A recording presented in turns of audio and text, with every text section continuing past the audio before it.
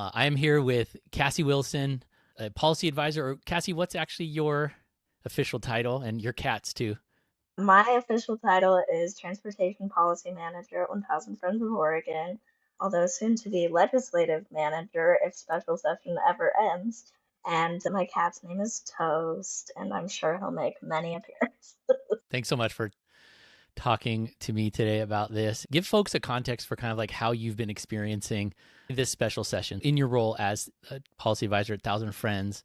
Yeah, so I honestly, naively maybe expected special session to be pretty low key because the governor's office looped advocates in about a month ago, or maybe even longer at this point, and said, this is what's going to be in the bill, here's what to expect.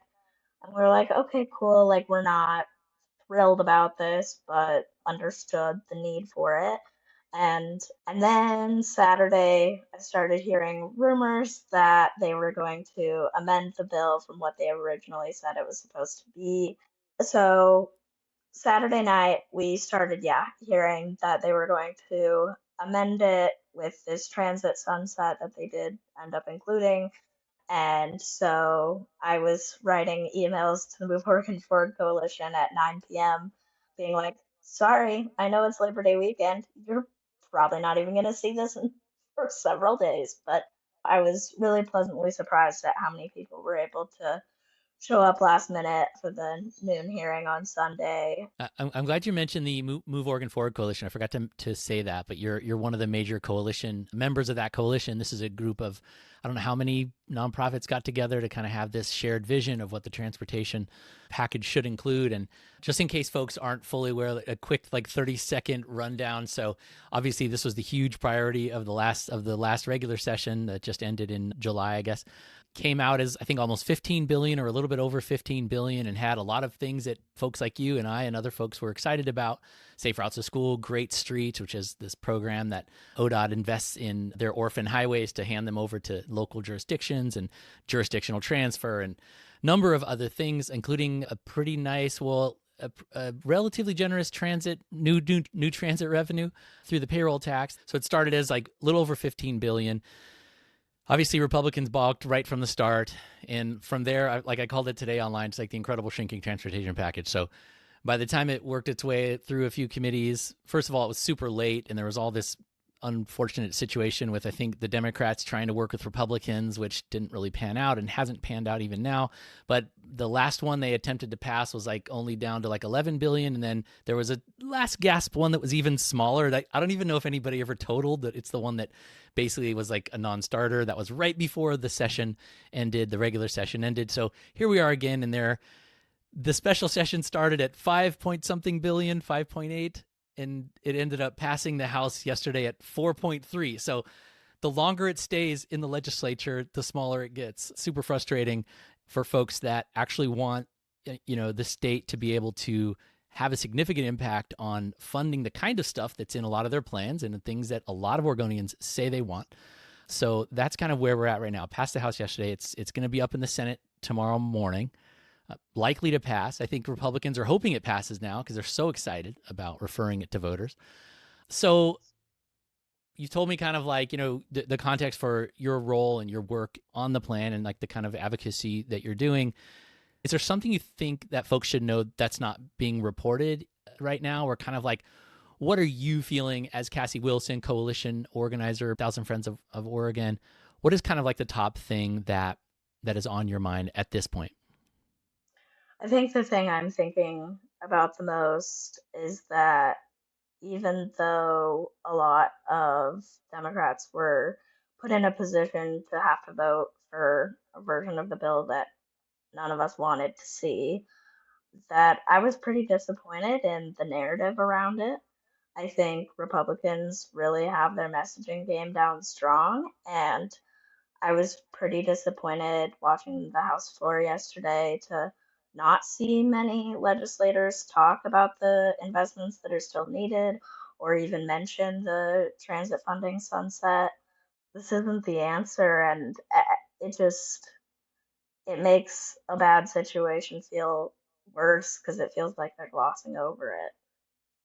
Yeah, what Cassie just mentioned there is this transit funding sunset.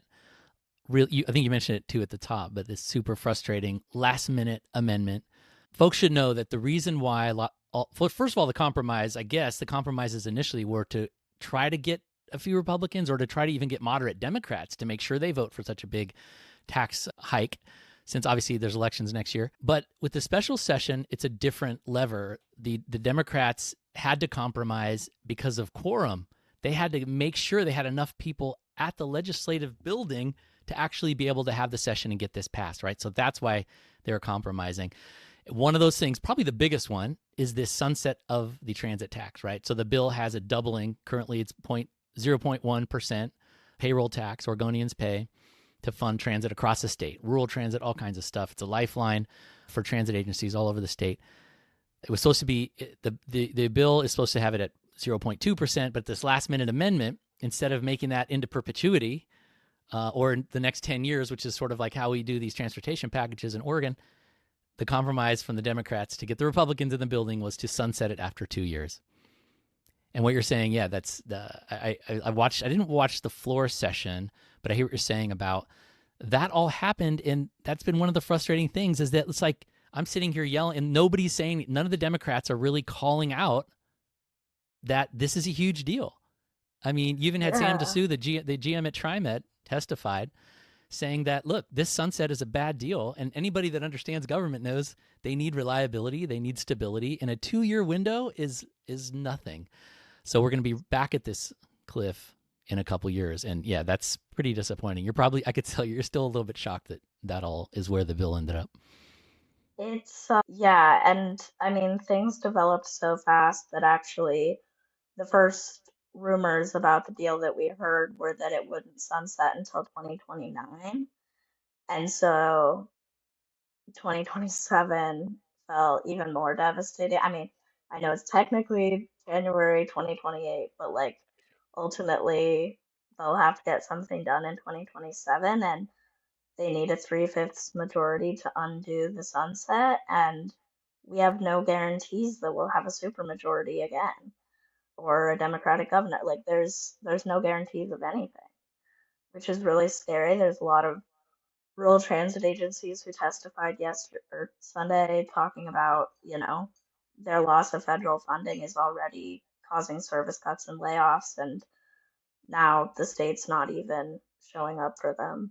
What did you make of the conversation at the hearing when you had Republic? It was actually a substantive conversation, or at least a lengthy conversation about transit funding. Probably, maybe one of the most robust conversations I can recall seeing among Oregon lawmakers for a while. That they were debating this idea. What did you make of the Republicans saying, we hear all this about rural transit needs, but folks can just call a taxi. There's ride share. There's other options for people besides transit. I was incredibly frustrated by that, especially they were really specifically calling out like how to get folks to medical appointments. And I really appreciated that Senator Pham pushed back and was like, people have other places to go too. Because, like, as somebody who has been in the position of needing to provide transportation for a family member getting to medical appointments, it's like it is so not simple. It is so not easy to find resources to support in that caregiving, and also like I've had family members who have sometimes had to rely on rideshare when they've had car troubles, and I mean, it puts you into debt fast. I mean, I think too, a lot of them, argue from this place of, well, public transit's not profitable. And it's like, yeah, it's a public service. It's not supposed to be. It's there to help meet people's needs. So, Yeah, they were just on a mission to poke holes in the need for transit. We even had Christine Drazen, who's like the House minority leader. People say she may run for governor. She was saying, look, I like transit. I think transit is an essential part of, she actually said this, which is why I used the quote. And I think some people are a little miffed that I used her quote. I do understand that it's probably not a genuine concern, but she was saying she likes transit. She just wants to have a conversation about how it's funded, right? I feel like she said that specifically because she knows that being super anti-transit may not play well in like a purple state like Oregon or whatever, or a blue state, I should say, like Oregon. And that's why she threw that in there. And she had at least a little self-awareness that being super hardcore anti-transit wasn't cool. But boy, they really, especially Senator Daniel Bonham, like he's on the committee. I was so shocked at some of the people they put on this committee are like the most, I don't know how to say it nicely, like the people who just have views on transportation that do not align whatsoever with any policy, guidance, vision, values, goals, adopted plans, anything in the state of Oregon, you know? And yeah, Daniel Bonham basically minimizing and dismissing anybody that showed up to say that they believe transit's important as some kind of like, strategic organizing move or, paid protester kind of thing. That was so disappointing to see. And the fact that folks like that are having such a voice in this is like kind of interesting to me. And their whole thing, I don't know, you're probably frustrated too, but their whole thing of like the stack of opposition, it's like I have to say, and this is something I wish a Democrat would stand up and say. So they have this stack of opposition letters, and then they literally flood the zone with like misinformation and disinformation. And so everybody is angry. That's what they do. It's an outrage machine. Everybody goes and submits this angry testimony against this thing. And then they turn around and say, look, Oregonians don't like it. It's so frustrating. I wish there was someone calling that out. Yeah, I mean, like I said, they've really got their messaging and organizing machine down because that's where they find their power. But yeah, no, I mean, Senator Bonham is like my mom's senator, and I'm just like, she relies on medical transport services paid for by staff. Like it's very frustrating, and I have just been, I mean, even during regular session, I was feeling so hard for the constituents of legislators who act like this doesn't matter and that people in their communities don't use it, even when those very people are showing up and saying that it matters. Yeah, it bugged me that he keeps discounting when Indy Namkung from Verde brings up the results of the listening session, which the listening tour, which was like such a legit official avenue for public feedback. It was literally the state of Oregon paying its employees to travel around the entire state to 12 different locations to hear what Oregonians think. They do that. A lot of people spoke up about rural transit. And then to have an actual senator on the committee deciding what we do, dismiss that as some sort of like organizing machine that turned people out that isn't authentic is just so terrible and not a good way to lead the state, in my opinion. So that was all so frustrating. Were there any bright spots for you in people standing up, in lawmakers standing? I have a few, but I'm curious if there are bright spots that you'd want to mention. Folks that either stood up on one of the the House floor or in the committee hearings or just in general. Yeah, I mean, Senator Pham has long been a champion for transportation justice and continues to be the lone voice, at least on this committee, to call out, I mean, to vote against the Transit Sunset Amendment and to call out the frustration of not even fully funding transit this year. And then on the floor, Rep. Gamba gave a really great speech about, yeah, just how much work we still have left to do, how much we still have to invest in. Rep. Fragla did as well. And then I was also really pleasantly surprised. I had read some of Rep. Javity's blogs, but yeah, it was really great to see that he had reached the conclusion of voting for the bill. And I mean, his speeches were just incredibly thoughtful. You can tell how hard of a decision that was for him and how much time and thought he put into it. And I think him saying, like, people are calling and threatening to unelect me and whatever, he was like, these hundreds of jobs that this vote will save is worth it. If I lose my job, that's a risk I'm willing to take. I was like, that was, I still get chills. I'm like, that, like, to me, that's always been my thought. I'm like, if I ever held public office, like, I have to make the right decision. It can never be about my reelection. It has to be about doing the right thing. Yeah, Cassie was mentioning Rep. Cyrus Javity, who's a Republican, who's the only one to cross party lines and vote in favor of this thing. Yeah, super thoughtful. I read a few of his blog posts prior to this, but yeah, his speech on the floor was amazing. he's like, I don't care, vote me out. Like he's staking his claim on this. I think it's pretty amazing. And I actually stay in touch a lot with sort of the, whatever you want to call it, the Republican. I'm trying not to call it right wing because I never like to say anything that those folks can say I'm like being wrong about. This is a weird like thing that I do, but I will say Republican supportive media ecosystem online of pundits and commentators and influencers. You should see some of the ways they're talking about Rep. Javidi are so terrible. I mean, it's just like such classic stuff, I mean, people can imagine, but it's too bad. You have this actual really amazing, I think the leadership he's showing by doing that is pretty impressive, especially as a Republican in Oregon. And he's just being absolutely, vilified online by those folks. It's a really interesting dynamic. Yeah. So I'm curious what you think, Cassie, about, the potential of this. First of all, I mean, do you think it's going to pass tomorrow? It's going to pass the Senate, right? I mean, is that kind of the conventional wisdom that you're hearing? That's my understanding, yeah. And then what do you think about this idea? They're already saying they're going to try to refer it to voters. Any thoughts on that? Honestly, that part's a little bit news to me. I mean, I knew they had an amendment where they were trying to force it that way to voters, and I'm glad that didn't get real consideration. But I think it's extremely concerning because it's a pretty weak bill to build support around. Like, because it's a budget patch bill, it's it's hard. Like, I don't know, explaining operations and maintenance isn't the most sexy thing.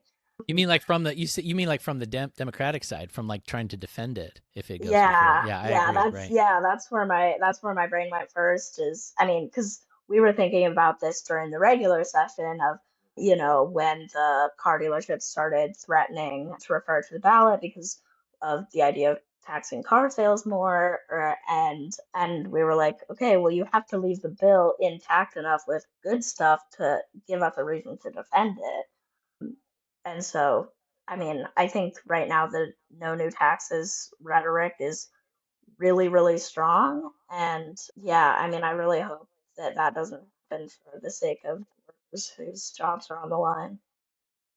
Yeah, I hear what you're saying. I think I sense some of your concern about the referral process. I mean, to that point, can you say anything about how this process has burned out advocates and everything from the listening tour where everybody turned out? I know there's a lot of matches burned by advocates to get out there, make sure that their folks were showing up and everybody knew about it as if it mattered and as if it meant something. And then to get all the way to where we are now, where like what you're saying is like this bill has been so watered down and so compromised. Number one, it was, so most of you, I think your group and I know like some other groups in the coalition were neutral. So the lawmakers didn't even have support from probably the most engaged transportation folks in the state, obviously the folks that follow this really closely. So they couldn't count on that support. And now here we are. If this thing goes to the ballot, who are they going to be able to go to if the advocates are already like, well, look, you cut everything we like out of the bill. We're not going to put any more effort into this. I don't know. I mean, yeah, it's a bit unknown because I mean, it's all happening very fast. But I mean, at this point, I know obviously the labor unions would be showing up for that, but You think the truckers and AAA would be a good, I mean, they both supported the bill. That was, I guess, some of the good changes or some of the changes resulted in the fact of AAA coming on board and the Oregon Truckers Association. So you'd think that they would also help to support it in a referral process. that's true. And also, cities and counties have a really big stake in this. And just thinking about everyone who, yeah, has shown up to support it. Yeah, I mean, I guess it's a bit surprising that they're still so determined to refer. I mean, nothing should surprise me anymore. I just want there to be no new surprises so badly. But yeah, I think so much of it just comes down to like it's mirroring the national politics that we have. It's yes, the right and the Republicans in Oregon have, they're good at messaging. They've all been on board. They've all been saying the exact same thing. It's a pretty easy message, no new taxes. They've also created some messages that aren't true. That's the misinformation part. But I think that's a good example of stuff that the Democrats have to get a lot better at. And if this thing goes to the ballot and there's a big referral effort, I think it's going to put that into higher and higher contrast. Is it the Democrats and their party leaders, their consultants, whoever, just like on the national level, we're seeing, right? Remember there was that story about the national Dems paying all this money to have like the, you know, like a more solid, like progressive online presence or whatever. Like seriously, I tell you, I don't know how many people in the building, or I don't know folks you talk to, but like the Republican supportive media ecosystem online is really, really big and strong. It's very loud. There's tons of engagement. There's nothing like that for progressives, for the left, for Democrats, nothing at all. And I just continue to think that that's a huge, huge issue that's going to continue to make it difficult for Oregon to, put forward the kind of policies that, most Oregonians, I do believe, want, and that are actually in all the plans and stuff that we adopt as a state. So I don't know if anybody's going to do anything to change that. It is certainly easy to create an online following and to create engagement online by basically saying inaccurate things that get people angry. That's like the best way to get noticed online is to create anger and division and fear.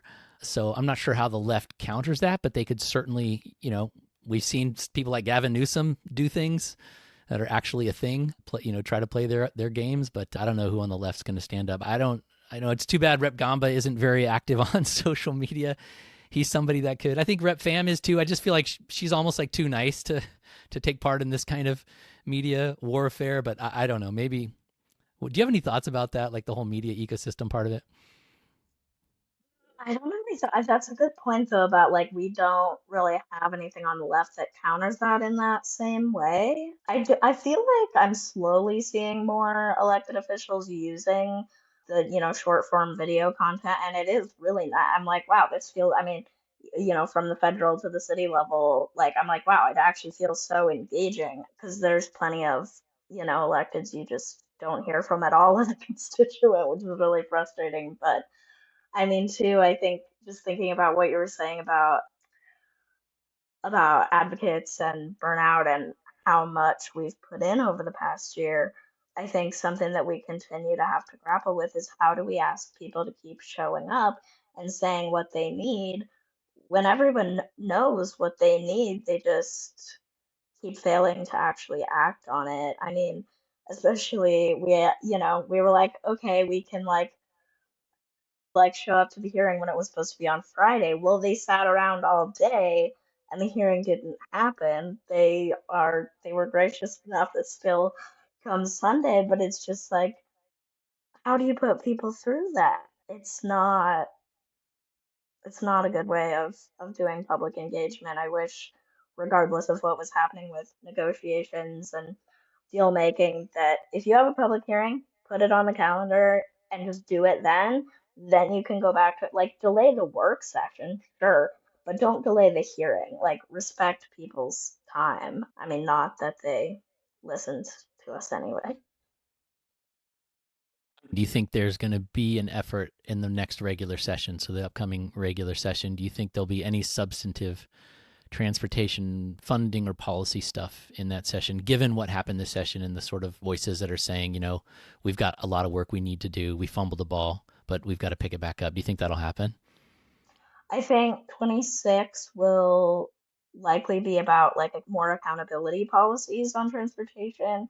I so far haven't heard a single person say that they want to cut funding until 27. I hope that because 26 is a short session, I hope that that gives us then plenty of build up time to meaningfully talk about how we're going to do things differently. Yeah. I'm glad you mentioned accountability. I find that that's a thing where the Democrats and Republicans, or for lack of better words, left and right on this really do. There's a lot of agreement and overlap. Like I feel like the Republicans kind of stole the Democrats' thunder, and the Democrats could have been maybe talking about accountability in a stronger way before and not allow the Republicans to take that narrative and act like it was theirs. Obviously, you have people like Joe Courtwright, who's like a co-founder of No More Freeways, who's over there giving a lot of red meat to Republican commentators about how ODOT is mismanaged and fiscally irresponsible, stuff that I think you and I agree with to some degree. Do you see, let's see, even in 2026 session and this accountability thing, which you say is going to be a priority, do you see any world where Republicans and Democrats would actually work together substantively on ODOT, like governance reform and fiscal accountability? I think where it starts to get where it starts to diverge again is when you actually get into what type of accountability we're talking about. Because the accountability policies that are included in the special session bill, which were from the House Bill 2025 during the regular session, are about you need to make sure you're delivering on these mega projects on time. And we're like, we don't want you to have mega projects. And so I think the one where I'm most optimistic is fix it first, passing an actual policy that says no new lane miles if you can't afford to maintain what you have or if you don't have a plan to be able to maintain it. I think that Representative Helfrich put forward an amendment both during the regular session and on the special session bill. It's a little too vague for my comfort, but it's along those lines. And so I think they could get to a good place there. He's a Republican, by the way.